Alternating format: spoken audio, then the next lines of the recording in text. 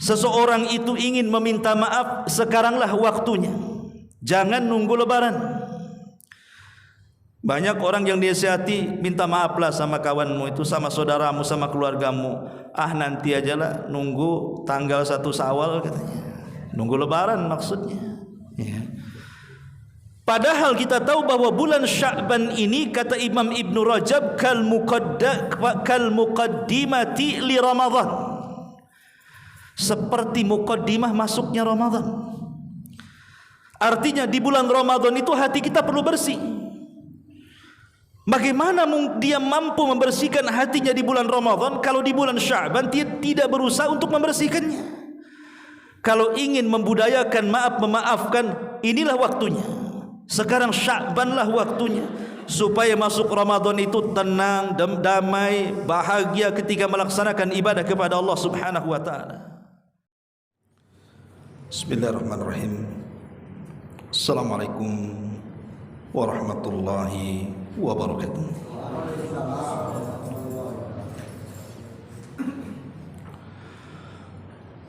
Alhamdulillah rabbil alamin. Wassalatu wassalamu ala asrafil anbiya'i wal mursalin Muhammadin wa ala alihi wa sahbihi ajmain, amma ba'du. Hadirin dan hadirat yang dimuliakan Allah Subhanahu wa taala, alhamdulillah kita berada di bulan Sya'ban. Ada keutamaan yang disebutkan oleh Nabi sallallahu alaihi wasallam. Walaupun sebagian para ulama mengatakan riwayat ini lemah, tapi sebagian ulama yang lainnya dengan mengumpulkan jalan-jalannya sehingga dianggap sahih. Di antaranya adalah ulama mutaakhirin seperti Syekh Nasiruddin Al-Albani menghasankan hadis ini. Tetapi selain hadis ini, riwayat-riwayat yang membicarakan tentang nisfus Sya'ban ini berkisar antara maudhu', palsu ataupun lemah, tidak bisa dijadikan hujah. Karena banyak amalan-amalan yang menyebar di masyarakat itu rupanya setelah diteliti semua riwayatnya palsu ataupun minimalnya lemah. Tapi ada satu hadis yang diperselisihkan para ulama, dan saya cenderung juga yang mengatakan bahwa hadis ini sahih berdasarkan fatwa daripada Syekh Albani dan menghasankannya. Riwayat daripada Abi Sa'labah Al-Khushani radhiyallahu anhu, di mana Nabi sallallahu alaihi wasallam mengatakan, "Idza kana lailatun nisfi min Sya'ban, ittala Allahu ila khalqihi fayaghfiru lil mu'minina wa yumli lil kafirin wa yada'u ahlal hiqdi bihikdihim hatta yada'uhu."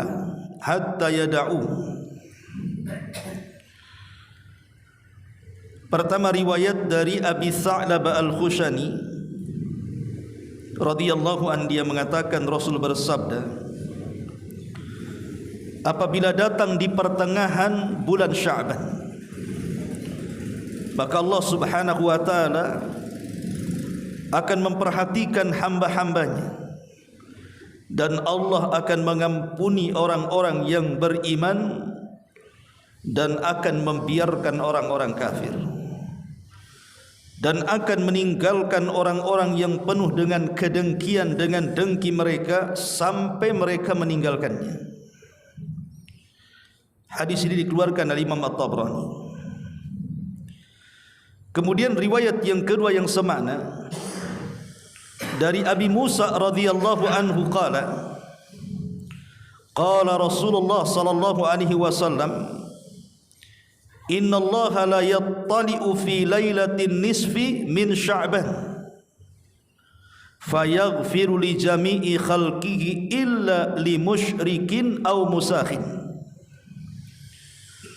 Dari Abi Musa radhiyallahu anhu, dia berkata, Nabi sallallahu alaihi wasallam bersabda, sesungguhnya Allah sungguh akan memperhatikan hambanya di malam pertengahan bulan Sya'ban, maka Allah akan mengampuni seluruh makhluknya kecuali dua manusia. Pertama orang-orang musyrik, yang kedua orang-orang yang penuh dengki dalam hatinya. Hadis ini dikeluarkan oleh Imam Ibnu Majah dari hadis Abi Musa dan juga dari hadis Mu'adz ibn Jabal radhiyallahu anhu. Ma'asyiral muslimin yang dimuliakan Allah Subhanahu wa taala, dari dua hadis ini kita bisa simpulkan bahwa pertengahan nisfu Sya'ban atau pertengahan bulan Sya'ban ini ada keistimewaan. Bahkan Atha ibn Yasar rahimahullahu taala sampai mengatakan, ma min lailatin ba'da lailatil qadri afdal min lailatin nisfin min Sya'ban. Tidak ada malam yang lebih afdal setelah malam Lailatul Qadar, lebih afdal dibandingkan malam pertengahan bulan Sya'ban. Jadi malam ini adalah malam terafdal kedua setelah Lailatul Qadar menurut Atha ibn Yasar. Kenapa demikian? Beliau mengatakan, yatanazzalullahu tabaraka wa ta'ala ila sama'i dunya, karena Allah di malam ini akan turun ke langit dunia. Fayaghfiru li ibadihi kullihi, Allah akan ampuni kepada hamba-hambanya yang beriman secara menyeluruh, illa li musyrikin aw musakhin, kecuali orang-orang musyrik dan orang-orang yang penuh dengan kedengkian dalam hatinya. Ma'asyiral muslimin wal muslimat rahimakumullah. Tetapi ikhwatu fiddin muliakan Allah Subhanahu wa taala, dalam hadis ini Nabi SAW tidak menyebutkan amalan-amalan khusus. Jadi dalam hadis ini sama sekali Nabi SAW tidak menyebutkan amalan-amalan khusus. Artinya tidak mesti malam yang penuh dengan kemuliaan harus ada amalan khusus. Karena biasanya di masyarakat, kalau sudah datang malam nisfu Sya'ban, khususnya orang-orang Syiah, mereka melaksanakan satu solat yang disebut dengan solat alfiyah. Solat alfiyah itu dilaksanakan di pertengahan bulan Sya'ban dengan tata cara 10 rakaat, dengan setiap rakaat membaca surat Al-Fatihah 1 kali, kemudian membaca surah Al-Ikhlas sebanyak 100 kali, atau 100 rakaat Al-Fatihah dibaca sekali dan Al-Ikhlas dibaca 10 kali dalam setiap rakaatnya. Ini tidak pernah diajarkan Nabi salat alfiyah ini. Dan hadis-hadis yang berkenaan dengan salat alfiyah ini semua maudhu, semua jalurnya dari orang-orang Syiah, sehingga tidak ada salat alfiyah di malam pertengahan Sya'ban. Atau melakukan solat malam secara khusus, mungkin dia tidak pernah melaksanakan solat malam sebelumnya, tiba-tiba datang nisfu Sya'ban, tiba-tiba rajin pula dia menegakkan tahajud. Alasannya karena ini malam nisfu Sya'ban, saya harus solat malam. Tidak ada satupun riwayat yang sahih yang menunjukkan tentang adanya amalan khusus di malam hari. Kalau mau tahajud, tahajud saja, bukan karena ini pertengahan Sya'ban. Silakan tahajud, tidak melarang, tapi jangan dikhususkan. Ataupun membaca surat-surat tertentu di dalam Al-Quran dengan keyakinan-keyakinan tertentu, umpamanya membaca surah Yasin 3 kali dengan keutamaan 1 kali membaca akan berfaedah seperti ini, memanjangkan umur dan begitu seterusnya. Semua riwayatnya lemah, tidak ada yang sahih. Tapi kalau anda ingin membaca Al-Quran di malam nisfu Sya'ban, bagus, tidak ada masalah, tapi jangan dikhususkan. Begitu juga puasa khusus, karena kebetulan kan kita tahu bahwa ada orang-orang yang kemudian melaksanakan puasa itu dikhususkan di pertengahan Sya'ban, padahal sebenarnya puasa di bulan Sya'ban itu memang dianjurkan, tapi jangan ditentukan di pertengahan Sya'ban. Memang Nabi SAW memperbanyak puasa di bulan Sya'ban, tapi dari awal beliau memperbanyak puasa setiap hari di bulan Sya'ban itu. Sampai Aisyah radhiyallahu anha sempat bertanya, kenapa anda melaksanakan puasa ya Rasulullah? Maksudnya puasa sunnah, berbeda pula dengan bulan-bulan yang lainnya, tidak sebanyak bulan Sya'ban. Maka Nabi mengatakan, karena bulan ini adalah bulan yang dilalaikan manusia, terjepit di antara Rajab yang merupakan Syahrul Hurum dan terjepit di antara Ramadan yang merupakan bulan mulia dalam Islam. Dan aku ingin saat amalanku diangkat ke langit, aku sedang berpuasa. Silahkan memperbanyak puasa di bulan Sya'ban, tapi jangan dikhususkan di pertengahan bulan Sya'ban. Dan banyak penyimpangan-penyimpangan yang tidak berdasar. Maka sebaiknya selamatnya adalah beramalah sebagaimana biasa. Karena bagaimanapun orang yang beramal di bulan Sya'ban itu punya nilai yang luar biasa tanpa melihat pertengahan Sya'ban sekalipun. Ma'asyiral muslimin yang dimuliakan Allah Subhanahu wa taala. Tapi dalam hadis ini ada peringatan keras. Karena di malam nisfu Sya'ban itu Allah turun ke langit dunia. Allah itu sepertiga malam turun. Tetapi di pertengahan Sya'ban ini Allah khususkan lagi untuk memantau hamba-hambanya. Setiap hari Allah memantau hamba-hambanya. Tapi di bulan Sya'ban khususnya di pertengahan ini secara khusus Allah Subhanahu wa taala memantau seluruh hamba-hambanya. Untuk apa? Untuk mengampuni dosa-dosa mereka. Karena bagaimanapun Allah itu Rahim, Allah itu Karim, Allah itu Ghafur. Allah ingin melihat amalan hamba-hambanya setahun dari Ramadan kemarin sampai Sya'ban tahun ini. Allah ingin lihat di antara hamba-hambanya dan ingin melihat amalan yang diangkat kemudian diperhatikannya. Dan Allah berikan hadiah ampunan kepada seluruh hamba-hambanya yang beriman. Tapi ada 2 manusia yang tidak akan diangkat amalannya. Siapa mereka? Nabi mengatakan, illa li musyrikin au musakhin, kecuali orang-orang yang berlaku kesyirikan. Orang-orang yang melakukan kesyirikan di bulan Sya'ban, hati-hati. Amalan anda akan mengendap di bumi dan tidak akan pernah naik ke langit, dan tidak akan pernah dilihat oleh Allah Subhanahu wa taala. Alangkah ruginya orang yang beramal selama 1 tahun, tiba-tiba harapan kita dipandang dan dilihat Allah, tiba-tiba Allah tidak meliriknya. Tidak ada manusia yang lebih malang dibandingkan orang ini. Bayangkan dari bulan kemarin kita sudah banyak, dari tahun kemarin lagi kan, dari Ramadan tahun kemarin tuh, kita sholat tarawih, kita puasa Ramadan, kita sedekah. Belum lagi setelah Ramadannya sampai Sya'ban tahun ini, berapa banyak amalan kebaikan yang kita lakukan. Yang harusnya harapan kita di bulan Sya'ban ini diangkat dan Allah melihatnya, kemudian Allah mengampuninya. Tiba-tiba amalan kita mengendap dan Allah tidak mengampuninya, hanya gara-gara kesyirikan yang kita lakukan. Maka jauhi kesyirikan di bulan Sya'ban ini. Ya syirik ma'ruf, menyekutukan Allah Subhanahu wa taala. Datang ke dukun-dukun, percaya kepada tangkal-tangkal, percaya kepada klinik-klinik, menyimpan jimat dan gandrung dengan jimat, datang ke kuburan meminta-minta dan begitu seterusnya. Maka hindari kesyirikan di bulan Sya'ban ini. Ini yang pertama.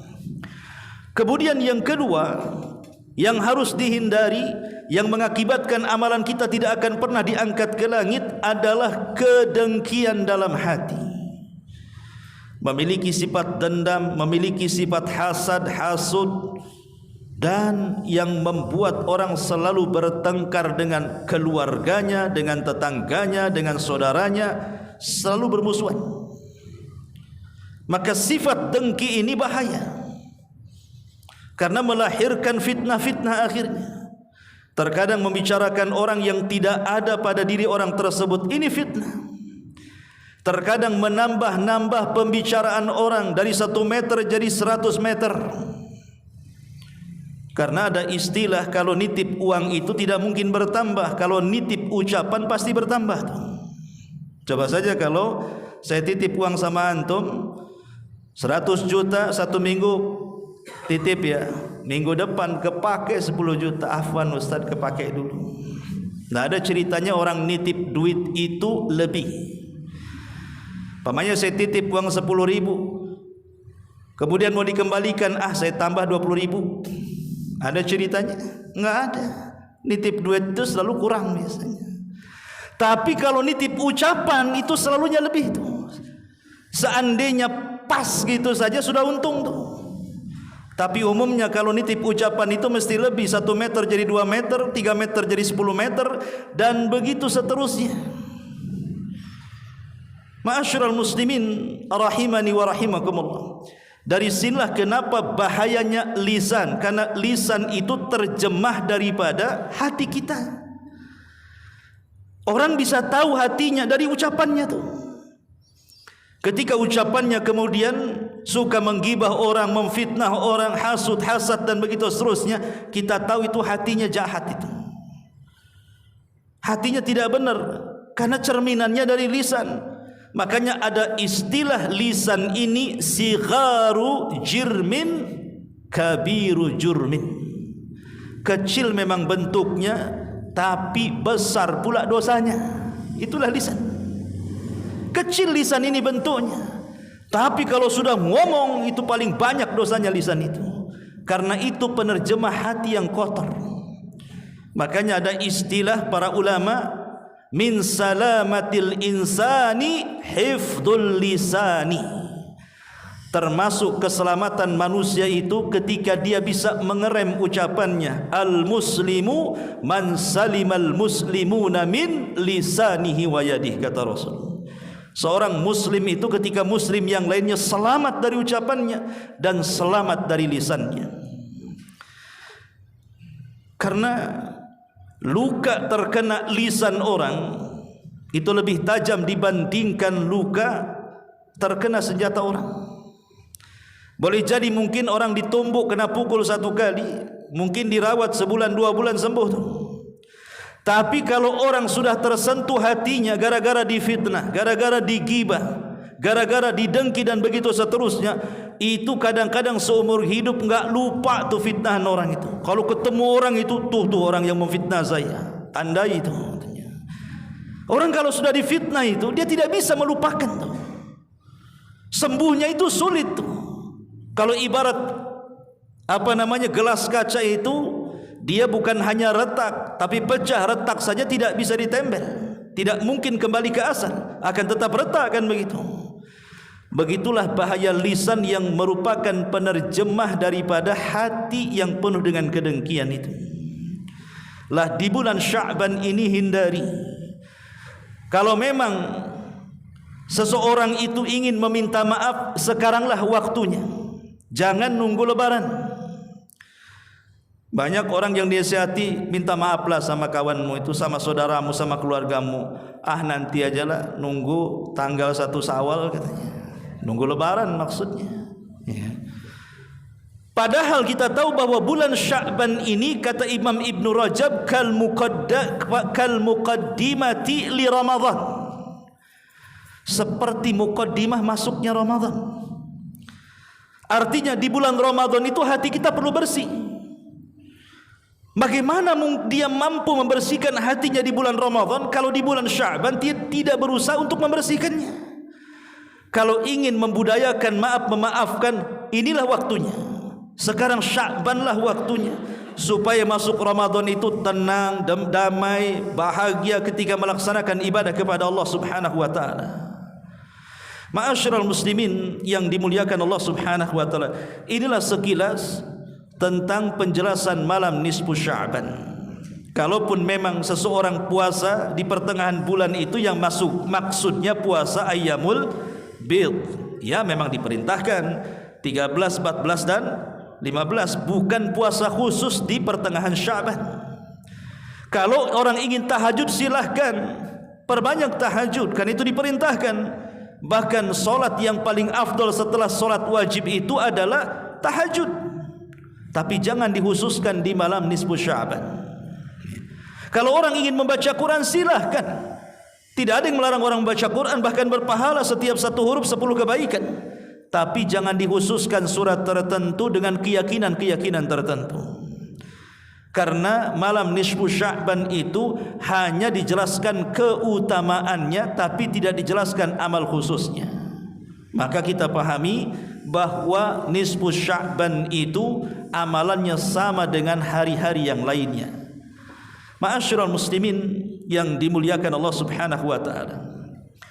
Karena kita berada di bulan Sya'ban, bahkan sudah masuk pertengahannya, maka sudah selayaknya bagi seorang muslim mempersiapkan diri untuk bulan yang sangat mulia, bulan Ramadan. Saya akan menjelaskan 10 langkah, 10 perkara dan 10 amalan persiapan kita melenggang ke bulan Ramadan.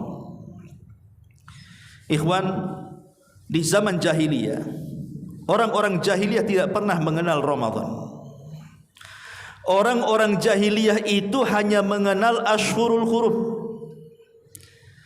Jadi kalau bulan Dzulqa'dah, bulan Dzulhijjah, bulan Muharram dan bulan Rajab, ini dikenal sekali di kalangan jahiliyah. Ini bulan-bulan mulia. Mereka enggak kenal Ramadan. Tetapi setelah Nabi SAW diutus, kemudian Allah Subhanahu wa taala turunkan Al-Qur'an kepada baginda Nabi sallallahu alaihi wasallam, dan turunnya Al-Qur'an di bulan Ramadan, maka barulah Ramadan menjadi bulan yang sangat agung melebihi Ashhurul Hurum. Barulah kemudian mereka kenal Ramadan setelah diutusnya Nabi.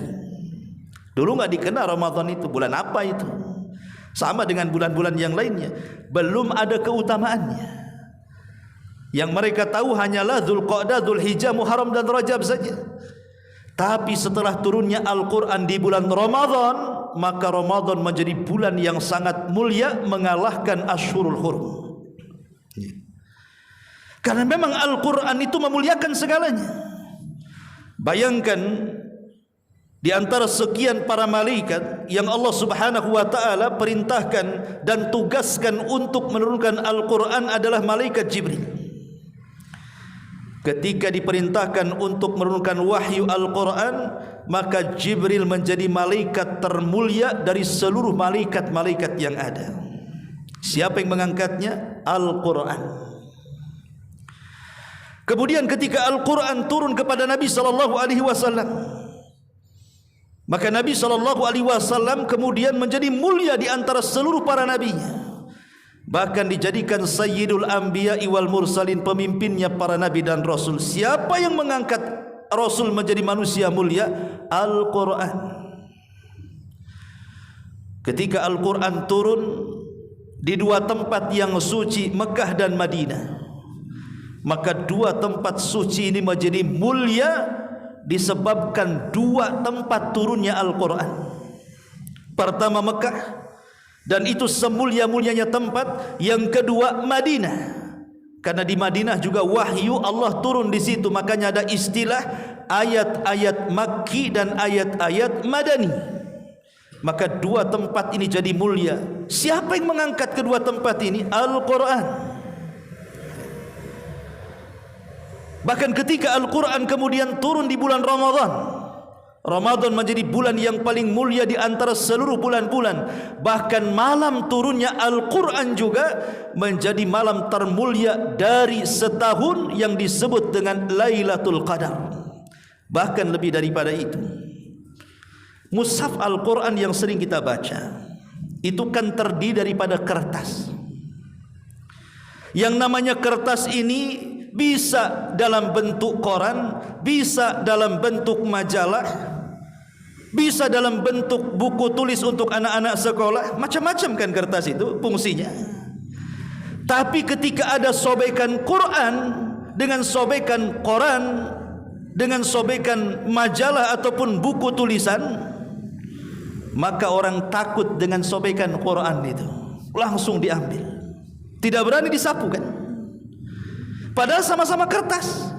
Quran ya kertas, Quran juga ya kertas. Tapi seorang muslim ketika melihat ada robekan Quran di lantai, mau disapu tidak jadi itu, langsung diambil kan.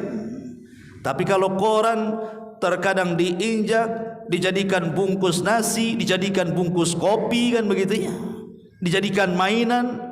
Siapa yang berani Al-Quran dijadikan bungkus kopi, dijadikan bungkus nasi? Apa enggak dihujat satu dunia tuh tukang nasi uduk tuh?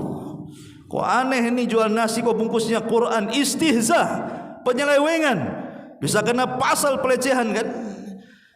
Ini menunjukkan bahwa kertas saja bisa jadi mulia kalau bertuliskan Quran tuh. Lah Quran ini yang memuliakan malaikat Jibril, yang memuliakan Rasulullah, yang memuliakan bulan dan malam, yang memuliakan dua tempat suci Mekah dan Madinah. Bahkan kertas juga bisa jadi mulia kalau ada tulisan Quran. Kita bisa bayangkan kalau seandainya Al-Quran ini masuk di dada-dada kita. Rasul mengatakan khairukum man ta'allamal Qur'ana wa 'allama. Sebaik-baik kalian adalah orang yang mengajarkan Al-Qur'an dan belajar Al-Qur'an. Karena Al-Qur'an itu bisa mengangkat. Di zaman Umar ada gubernur Mekah kemudian jalan-jalan ke Madinah, berjumpa dengan Amirul Mukminin Umar bin Khattab.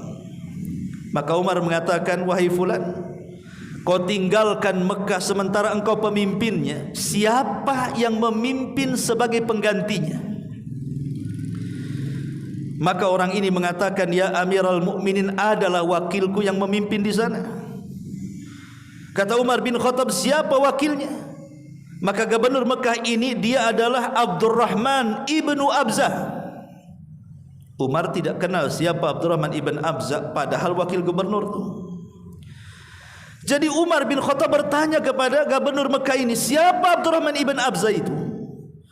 Maka wakil gubernur Mekah mengatakan, ya Amirul Mukminin, dulu dia mantan budak, aku merdekakan dia dan kujadikan sebagai wakilku. Kemudian Umar mengatakan, apa tidak ada orang merdeka? Kenapa kau ambil dari kalangan budak yang kau merdekakan? Apa tidak kurang orang-orang merdeka di Mekah sehingga kau ambil mantan budak sebagai wakilmu? Maka kemudian orang ini mengatakan, ya Amirul Mukminin, innahu alimun bi kitabillah wa alimun bi faraidillah wa idza qadha bi adlin. Dia itu walaupun mantan budak, wahai Amirul Mukminin, tapi dia paling alim dengan Quran, paling paham dengan ilmu faraid, dan kalau dia sudah berhukum maka dia senantiasa berhukum dengan keadilan. Maka mendengar kalimat itu Umar langsung memuji dan mengatakan, sadaqa Rasulullah sallallahu alaihi wasallam, sungguh benar ucapan Nabi, innallaha yarfa'u bihadzal kitab aqwaman, sungguh ada beberapa kaum itu yang diangkat karena Quran. Ma'asyiral muslimin yang dimuliakan Allah Azza wa Jalla, maka Ramadan adalah bulan mulia disebabkan turunnya Quran. Dan dari sini kita tahu bahwa Ramadan adalah bulannya Al-Quran. Jangan sampai di bulan Quran kita pula meninggalkan Quran. Betapa banyak orang-orang yang tidak pernah membaca Al-Quran di bulan Quran. Kalau seandainya di bulan Quran saja tidak membaca Quran, macam mana di bulan di luar daripada bulan Quran kan? Otomatis pasti dia akan meninggalkan Quran itu. Ma'asyiral muslimin yang dimuliakan Allah Azza wa Jalla, kita masuk pada 10 langkah persiapan Ramadan. Apa saja yang harus kita lakukan? Yang pertama, at-taubatus shadiqatu. Bertobatlah dari sekarang dengan tobat yang jujur kepada Allah Subhanahu wa taala. Jangan sampai Ramadan didahului dengan maksiat, karena maksiat itu akan mempengaruhi ibadah. Orang kalau mendahului ibadah dengan maksiat, saya yakin dia tidak akan mendapatkan kehusyuan selamanya. Maka sebelum datang bulan suci, datang bulan mulia, bertobatlah dengan taubatan nasuha, tinggalkan kemaksiatan dengan rukun-rukun tobatnya. Pertama, akui bahwa dosa itu kita yang melakukannya. Yang kedua, menyesal, kenapa saya melakukan dosa itu. Yang ketiga, setelah menyesal, dia pun meninggalkan betul-betul dosa itu. Kemudian yang keempat, dia berjanji untuk tidak kembali ke dosa itu. Dan yang kelima, kalau berkenaan dengan hak-hak adami, kembalikan hak orang lain kepada pemiliknya. Dan jangan tobat ketika nyawa di tenggorokan atau matahari sudah terbit dari arah barat. Itulah rukun tobat namanya.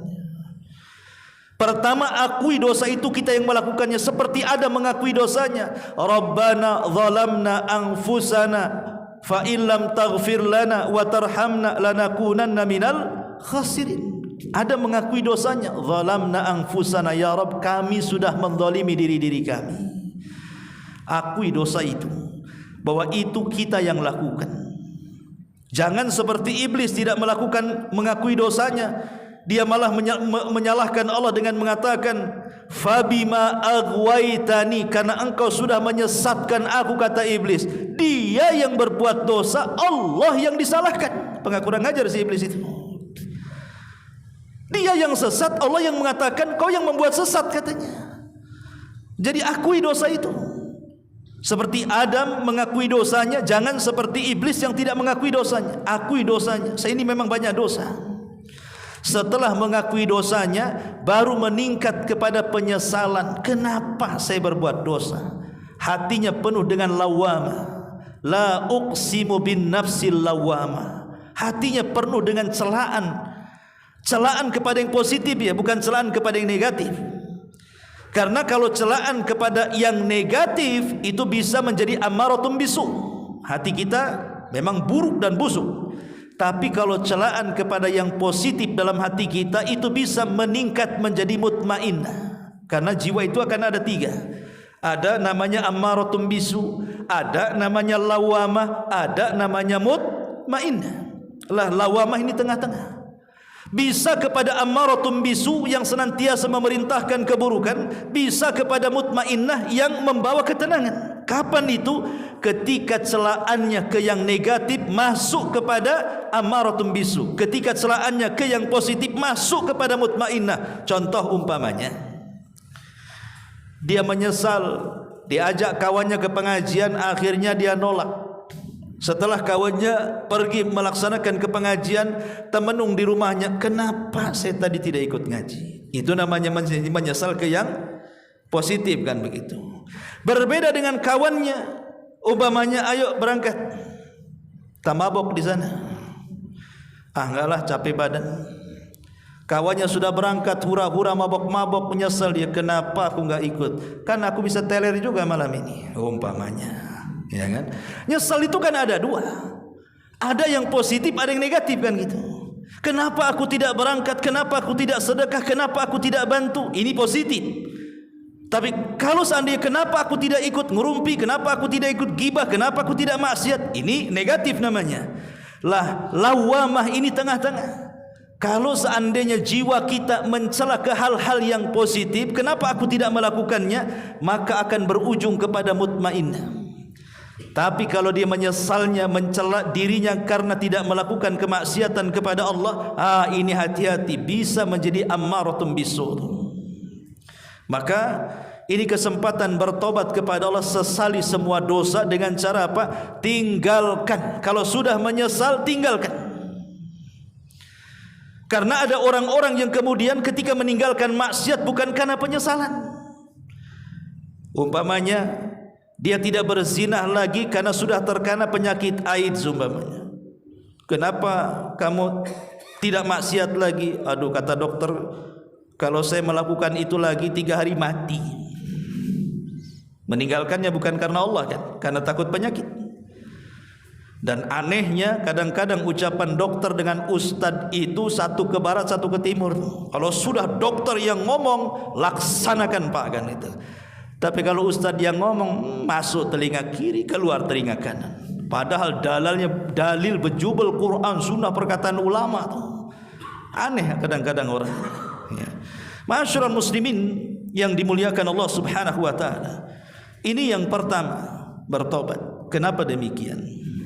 Karena Ramadan itu disebut Ramadan karena pembakaran dosa.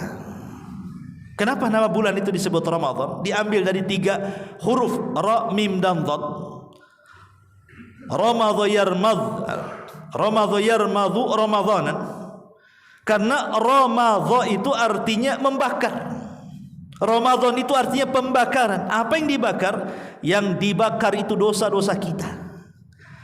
Makanya ibadah vital di bulan Ramadan itu semuanya bicara tentang penghapus dosa, penghancur dan penggempur dosa. Tarawihnya, puasanya, Lailatul Qadarnya disabdakan oleh Nabi SAW, man shoma Ramadanan imanan wahtisaban ghufira lahu ma taqaddama min dhanbi.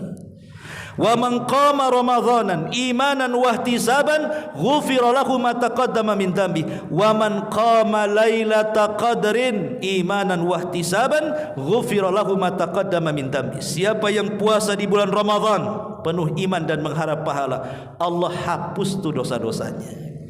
Siapa yang solat tarawih penuh iman dan mengharap pahala, Allah hapus dosa-dosanya. Siapa yang menghidupkan malam Lailatul Qadar penuh iman dan mengharap pahala, Allah hapus tu pahala-pahalanya. Lihat dosa-dosanya. Lihat, seolah-olah Ramadan itu tidak siangnya, tidak malamnya tempat pengguguran dosa. Puasa siang, salat tarawih malam, Lailatul Qadar malam. Seolah-olah semua siang, semua malam itu adalah ampunan dosa. Maka biasakan tobat di bulan Sya'ban untuk meraih ampunan di bulan Ramadan. Ini satu. Yang kedua, doa. Berdoa kepada Allah Subhanahu wa taala. Apa yang didoakan? Yang didoakan minta kepada Allah agar usia kita disampaikan ke bulan Ramadan. Jangan sampai kemudian sebelum Ramadan meninggal pula kita dan belum sempat kaki kita menginjak bulan suci. Makanya para ulama salaf dahulu 6 bulan sebelum Ramadan itu sudah berdoa, Allahumma balighna Ramadan. Ya Allah, sampaikan aku ke Ramadan. Ya Allah, sampaikan aku ke Ramadan. Itu ulama salaf. Kalau sekarang kita ini terbalik mendekati Ramadan, dah cemas-cemas harap, lapar lagi aku katanya. Tak bisa jualan lagi siang-siang, tak laris karena semua puasa. Mulai dia cemas-cemas tuh. Ya. Ada orang yang kecemasan itu kalau dekat-dekat Ramadan itu. Tak bebas lagi aku maksiat karena pemerintah melarang, nutup sana sini. Tak boleh beroperasi selama Ramadan. Stres tu pengusaha-pengusaha maksiat itu. Ada orang yang cemas tu. Aneh kan gitu. Padahal Rasul sallallahu alaihi wasallam mengatakan, "Idza ja'akum Ramadan, futihat abwabul jannah wa ghuliqat abwabun niran wa sufidatis syayatin."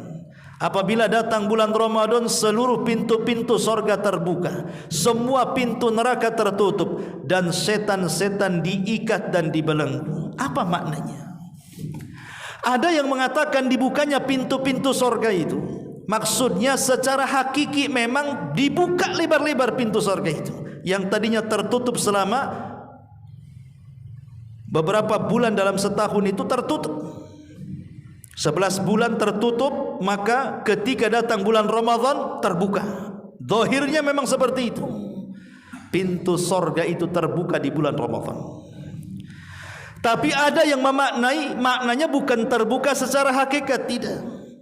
Tapi maknanya dibukanya pintu-pintu sorga itu, Allah mudahkan kepada orang-orang yang beriman di bulan Ramadan itu untuk melakukan ibadah lebih mudah dibandingkan bulan-bulan yang lainnya. Dan kita bisa saksikan, tidak ada masjid yang paling ramai kecuali Ramadan.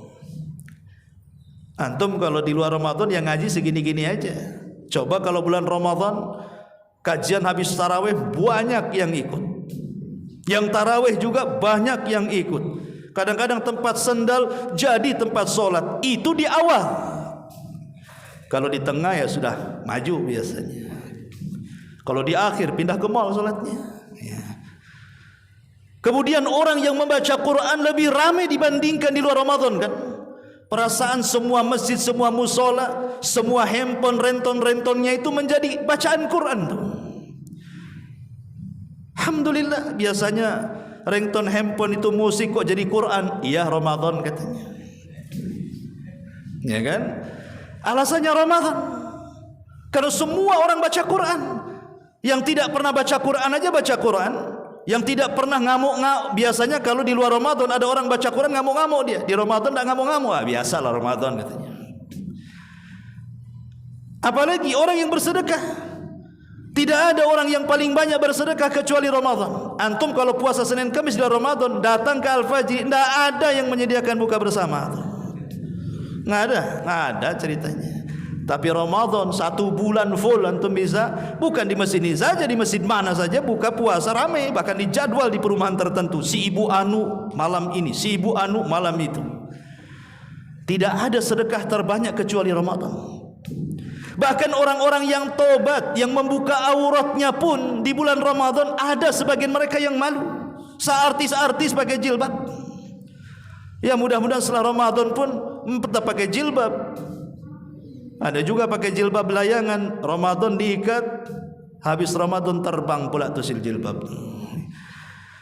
Tapi kan Ramadan itu menjadikan orang insaf. Dari sini kita tahu maksudnya pintu sorga itu terbuka, orang mudah melaksanakan kebaikan, itu maksudnya. Kemudian yang kedua, pintu neraka tertutup. Pintu neraka itu senantiasa tertutup, tetapi di bulan Ramadan makin rapat lagi itu. Ada dibawa kepada hakikatnya, memang pintu neraka yang ditutup serapat-rapatnya. Tapi ada dibawa ke makna majazi. Maksudnya pintu neraka ditutup itu karena orang yang bermaksiat di bulan Ramadan itu sangat sedikit. Bahkan orang yang tidak sholat kalau Ramadan puasa dia. Kalau sudah dekat-dekat azan maghrib, peka atau telinganya kapan azan. Bukan untuk sholat maghrib, untuk buka. Orang yang nggak sholat loh ya, dia puasa. Walaupun sebenarnya kalau kita katakan percuma puasa kamu kalau meninggalkan sholat kan begitu ya. Ada orang yang rajin mengejar sunnahnya. Kalau tarawih paling depan, subuhnya hilang. Aneh kan? Kenapa dia mendahulukan sunnah kemudian meninggalkan yang wajib? Apalagi kalau sudah jelang-jelang buka itu marah-marah cari kurma katanya. Mana kurma? Mana kurma? Kenapa cari kurma? Ini sunnah Nabi. Kalau sunnah Nabi paling kencang. Giliran maghrib tak sholat dia. Giliran gak ada kurma marah-marah. Kan aneh tuh. Ya. Lah hal-hal yang seperti ini ikhwatu fiddin ini artinya bahwa ketika Ramadan tertutup tuh pintu neraka, maka mengurang pula maksiat-maksiat di bulan Ramadan. Tempat-tempat maksiat mulai ditutup, dan itu alhamdulillah sebagian daerah pemerintahnya tegas, nggak boleh buka, ya kan? Ngurangilah dia maksiat dia. Orang yang biasa ngerumpi nggak jadi ngerumpi, kenapa? Karena orang banyak ngomong haus, takut batal puasanya, nggak jadi ngerumpinya malam-malam aja katanya. Diganti jadwalnya kan gitu. Kadang-kadang orang mau maksiat itu segan, mau keliaran aja. Yang biasa di luar Ramadan jalan sana jalan sini, Ramadan malas, maunya tidur saja. Itulah makna daripada ditutupnya pintu neraka, maknanya disempitkan kemaksiatan di bulan Ramadan. Wasufidati syayatin, ada juga yang memaknai memang setan itu diikat, tidak bisa bergerak. Tapi ada juga yang maknai makna majazi tadi, bahwa setan-setan itu memang sama sekali tidak mampu menggoda. Tapi masalahnya yang menjadikan orang maksiat itu kan bukan godaan setan saja, karena dalam jiwa manusia itu ada hawa nafsu. Kalaupun setan cuti tidak bisa bekerja di bulan Ramadan, tidak bisa beraktivitas layaknya di bulan-bulan yang lainnya, tapi hawa nafsu itu tidak akan cuti selamanya. Makanya kalau di bulan Ramadan masih ada orang berbuka, bukan karena setan, karena hawa nafsu yang mendorongnya. Kalau di bulan Ramadan masih ada orang bermaksiat, itu karena hawa nafsu dorongannya, bukan karena setan. Tapi kalau di luar Ramadan itu dua tuh, setan juga masuk, hawa nafsu juga masuk, kuadrat tuh maksiatnya. Ya. Ma'asyiral muslimin yang dimuliakan Allah Azza wa Jalla. Sehingga yang kedua berdoa kepada Allah supaya kita dipertemukan dengan Ramadan. Yang ketiga disebutkan juga oleh para ulama, selain daripada bertobat, kemudian berdoa kepada Allah Subhanahu wa taala, yang ketiga al-farahu. Yang ketiga al-farahu bi qurbi bulughi hadzal syahril azim. Tanamkan kegembiraan. Tanamkan kegembiraan, jangan menyempitkan hati mendekati Ramadan. Karena Allah yang mengatakan kul bi fadlillahi wa bi rahmatihi fabidzalika falyafrahu huwa khairun mimma yajma'un. Katakanlah ya Muhammad, karena karunia Allah, karena keutamaan Allah dan karunia-Nya, dengan perkara-perkara itu maka berbahagialah kalian, karena itu lebih baik daripada dunia yang kalian kumpulkan. Ramadan adalah karunia yang Allah karuniakan kepada kita. Ramadan adalah fadlun, keutamaan yang Allah anugerahkan kepada kita. Maka dengan karunia Ramadan, kemuliaan, ketinggian dan kemuliaan Ramadan ini, harusnya kita jauh lebih bahagia dibandingkan harta yang kita kumpulkan. Maka berbahaya, jangan sempit yang sudah saya jelaskan tadi. Mau dekat-dekat Ramadan sempit hati, bukan senang hati. Kemudian yang keempat, ibra'u dhimmati minas yamil wajib. Yang punya utang Ramadan tahun kemarin bayar tahun ini, khususnya wanita. Biasanya yang banyak punya hutang itu wanita, apalagi datangnya haid di awal sama akhir, 2 minggu tuh berturut-turut bayar hutang, bayar sekarang. Atau yang laki-laki mungkin pernah sakit di bulan Ramadan tahun kemarin sehingga tidak puasa dan sekarang sudah sehat, atau pernah safar sehingga tidak tahan puasa akhirnya buka, maka ini kesempatan terakhir membayar hutang. Tapi masalahnya manusia itu karena sudah terbiasa ngutang sama manusia tidak bayar, ngutang sama Allah juga nggak mau bayar dia. Ini kan bahaya. Ya, ini yang keempat. Yang kelima, ya, al-musara'atu. Yang kelima, at-tazawwud bi ilmin, bil ilmi liyakifa ala ahkami siyami wa ma'rifati fadli Ramadan. Dari sekarang sudah baca-baca hukum-hukum seputar puasa, seputar tarawih, seputar hukum-hukum yang kita akan jalan di bulan Ramadan. Alhamdulillah buku-buku sudah banyak dicetak, baik karya-karya ulama mutaqaddimin atau ulama mutaakhirin, atau karya guru-guru kita sudah dibukukan, tinggal beli, tinggal baca, atau dengarkan ceramah tentang hukum-hukum puasa, pembatal-pembatalnya, hal-hal yang menjadikan puasa itu makin meningkat pahalanya apa saja, pelajari supaya ketika kita masuk Ramadan sudah punya ilmu ketika kita melakukan hal-hal dalam ibadah. Maka penting, karena jangan sampai kemudian masuk bulan Ramadan dia beribadah bukan karena ilmu, tapi ibadahnya karena ikut-ikutan. Kenapa kamu puasa? Ya masa saya enggak puasa, tetangga puasa, malulah saya. Nah, itu kan puasa malu namanya. Ya. Kok tumben enggak pernah sholat tarawih? Iyalah malu, sendiri satu kampung saya tarawih. Bagus saya tarawih katanya. Nanti tadi kata-kata orang katanya. Lah ini ada orang yang kemudian beribadah itu karena malu. Karena terpaksa melihat orang puasa ikut puasa, melihat orang tarawih ikut tarawih. Ini ikut-ikutan namanya. Kalau bisa ibadah itu jangan ikut-ikutan. Kalau bisa ibadah itu didasari ilmu, karena ibadah yang ikut-ikutan hanya menggugurkan kewajiban tapi tidak dapat pahala. Tapi ibadah yang dilakukan dengan ilmu selain menggugurkan kewajiban, dia pun dapat pahala karena dia mengamalkan ilmunya. Maka ini penting. Ya, ini yang kelima. Kemudian yang keenam, al-musara'atu fi inha'il a'malil lati qad tushghilul muslim fi Ramadan 'anil ibadat. Kalau memang kita punya pekerjaan-pekerjaan dunia, selesaikan di bulan Sya'ban ini. Ada proyek, selesaikan proyeknya. Ada pekerjaan dunia, selesaikan. Jangan sampai kemudian ngulur sampai Ramadan tidak selesai-selesai. Akhirnya orang sibuk ibadah, dia sibuk dapat proyek. Yang lebih parah lagi, nunggu proyek ini bulan Ramadan. Pamannya di bulan Ramadan ada proyek catering kan gitu. Di bulan Sya'ban ini ada tapi tak banyak. Ya. Malah yang di Sya'ban pula dibatalkan, yang Ramadan pula diambil, diteken pula, ditandatangani. Kan lucu jadinya kan. Harusnya kalau memang punya proyek-proyek dunia, sekarang bulan Sya'ban selesaikan. Ketika masuk Ramadan, masa dalam 11 bulan ini kita tidak luangkan 1 bulan untuk beribadah kepada Allah Azza wa Jalla. Jangankan itu ikhwan, di zaman Nabi ada seorang sahabat namanya Abu Darda radhiyallahu anhu. Itu ahli ibadah. Siang ya puasa, malam ya tahajud, baca Quran, zikir, sehingga dia seolah-olah tidak punya istri, padahal punya istri. Enggak dilayan tuh istrinya karena sibuknya ibadah. Lah sementara istrinya ini karena tidak dilayan suaminya, akhirnya malas berdandan. Ya pakaiannya akhirnya biasa-biasa saja, compang-camping.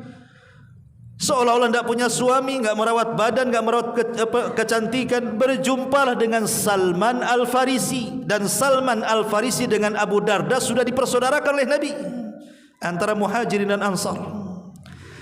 Jadi Salman ini berjumpa dengan istrinya Abu Darda, dinasihati, wahai Ummu Darda, dandanlah yang cantik untuk suamimu.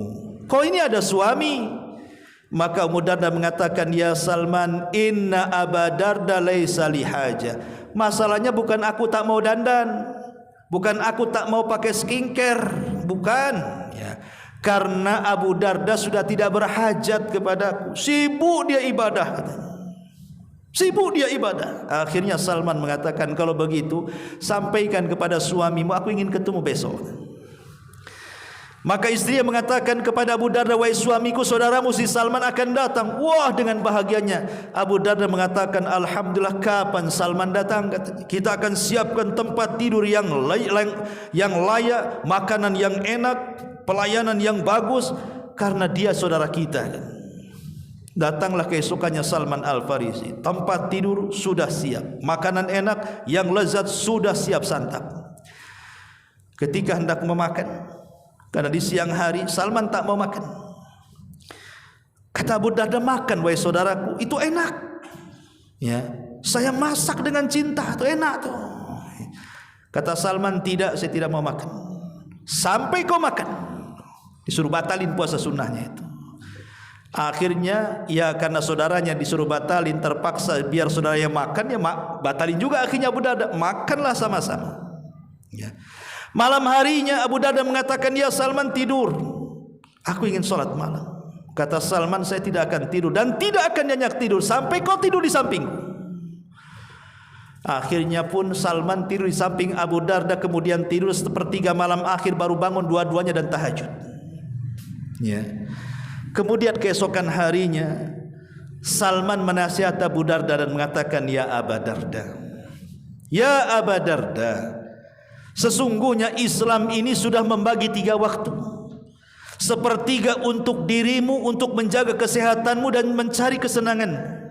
Sepertiga untuk keluargamu, kau punya anak, kau punya istri. Sepertiganya untuk beribadah kepada Allah Subhanahu wa ta'ala. Karena umumnya manusia itu ada yang menghabiskan seluruh waktunya dalam satu hari itu hanya untuk ibadah saja. Enggak peduli dengan dunia, enggak peduli dengan keluarga, pokoknya ibadah. Ini bukan orang baik.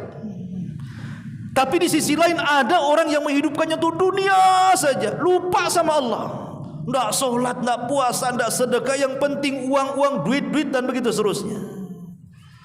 Ada orang yang menyibukkan asik sembunyi aja di rumahnya sama keluarganya, enggak mau kerja, ya enggak mau ibadah, kan gitu ya. Ini juga bukan orang baik, kan gitu ya.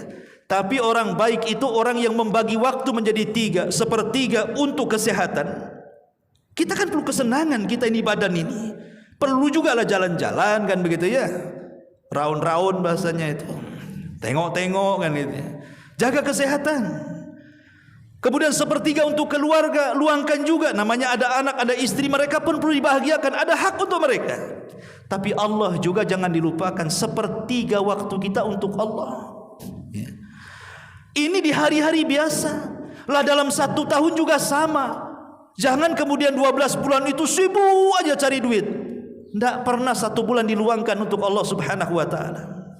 Maka ini bulan Sya'ban, kalau yang punya proyek selesaikan proyek bulan Sya'ban supaya masuk dalam Ramadan itu memang waktu 1 bulan itu dikhususkan untuk Allah Subhanahu wa taala. Puasa, tahajud, begitu seterusnya. Kemudian yang selanjutnya, al-julusu ma ahlil bait min zaujatin wa auladin li ikhbarihim bi ahkamis siyam wa tasji'as sighar ala siyam.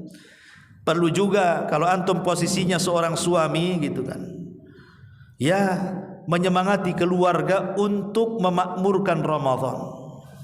Memakmurkan, kasih semangat keluarga itu.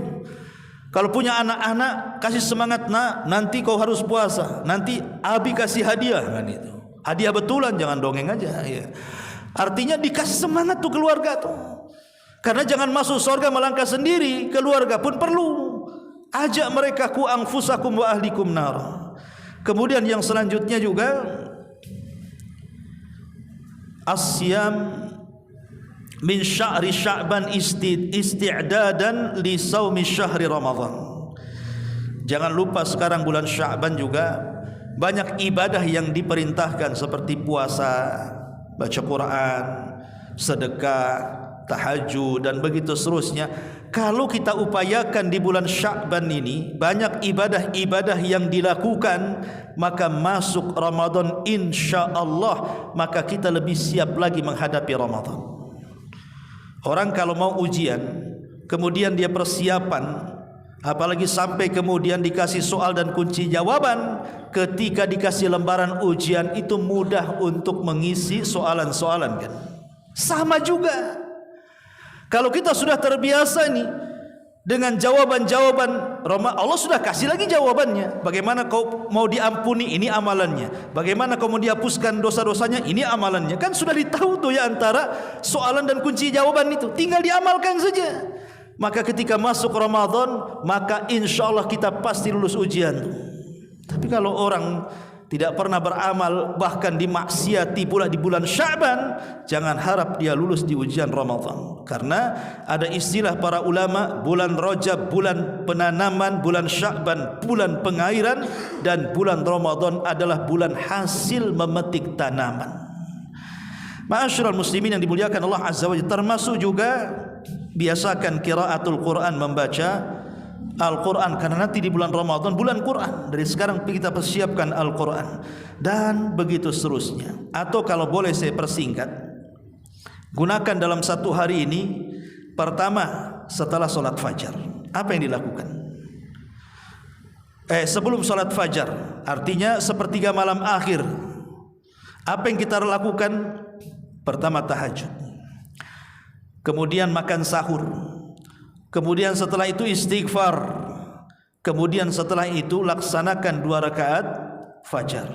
Ini amalan yang paling utama sebelum fajar. Tahajud, sahur, banyak-banyak istighfar, lakukan 2 rakaat solat sunnah fajar.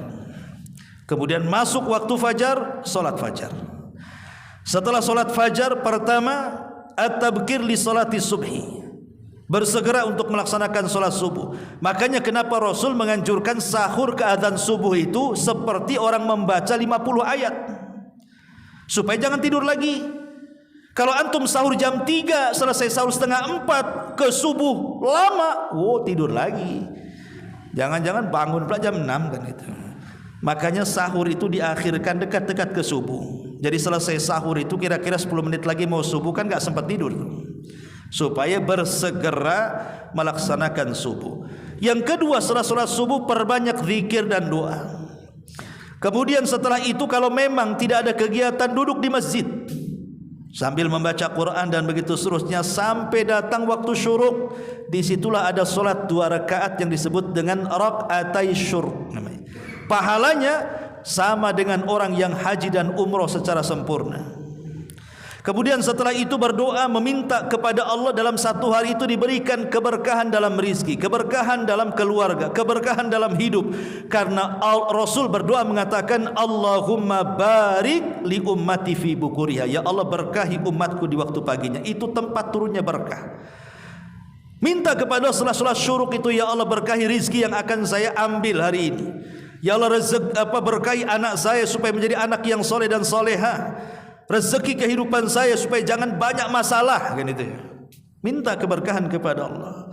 Setelah doa, ya kalau memang masih ngantuk, ya karena waktu ini masih ada waktu, tidak apa-apa. Seseorang yang nganggur umpamanya nggak dapat kerjaan, tidur tapi diniatkan pahala. Tidurnya itu diniatkan pahala. Bukan tidur dari siang sampai sore kemudian bangun 5:30 puasanya setengah jam, bukan. Maksudnya tidur itu hanya menghilangkan rasa kantuk saja, ya. Kemudian setelah itu ya beramal, entah bekerja diniatkan karena pahala, karena siapa yang keluar rumah bekerja diniatkan pahala itu sebuah sedekah besar, bahkan lebih besar sedekah kepada keluarga dibandingkan sedekah ke yang lainnya. Sampai waktu zuhur. Setelah sholat zuhur, kemudian mulailah seseorang beristirahat, namanya siang hari, ya. Karena siang hari ini ujian berat bagi orang yang berpuasa. Siang-siang itu ujian berat. Disitulah datang haus, disitulah datang lapar, gitu ya. Itu ujian, harus sabar. Ya, tingkatkan kesabaran di siang hari itu. Kemudian sampai waktu asar, kemudian sholat asar. Ya kalau ada memang pengajian pada asar, ya dengarkan kajian. Kalau tidak telepon, ya mungkin bisa lewat rekaman. Kemudian juga kalau memang tidak banyak pekerjaan atau mungkin pulang jam 5:30 masih ada kesempatan, duduklah di masjid sampai menunggu maghrib. Kemudian setelah mendekati maghrib, berdoalah, karena sebelum berbuka itu doa yang sangat mustajab. Kata Nabi SAW, di antara 3 doa yang mustajab, salah satunya da'watus shaim inda fitri, doanya orang yang berpuasa saat berbuka.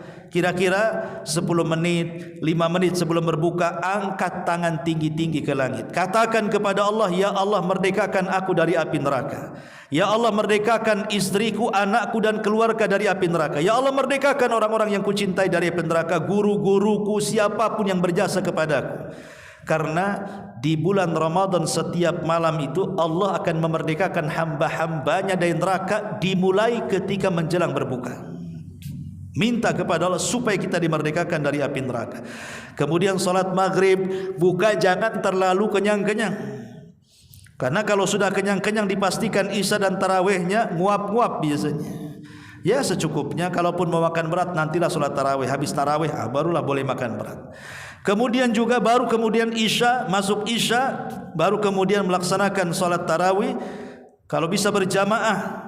Karena di zaman Rasul pun berjamaah, walaupun kemudian Rasul setelah keempat kalinya tidak berjamaah karena takut diwajibkan. Tapi setelah Rasul meninggal, Abu Bakar meninggal, kemudian Umar menghidupkan sunnah jamaah tarawih itu. Cari tempat-tempat yang sunnah, yang imamnya bagus, yang bisa khusyuk gitu ya, supaya lebih menambah pahala.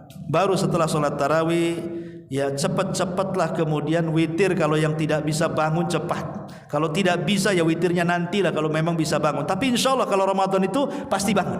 Kenapa? Karena walaupun kita ini tidak menyalakan alarm, ada di luar yang suka bangun-bangunin tuh. Ada kan teriak-teriak sahur akhirnya bangun. Ya. Maka ini kesempatan yang harus kita lakukan selama bulan Ramadan. Inilah di antara ringkasan tentang persiapan bulan Ramadan. Wallahu a'lam bishawab. Mudah-mudahan kajian di malam ini bermanfaat. Subhanallah bihamdika asyhadu an la ilaha illa anta astaghfiruka wa atubu ilaik. Allahu ta'ala alam. Assalamualaikum warahmatullahi wabarakatuh.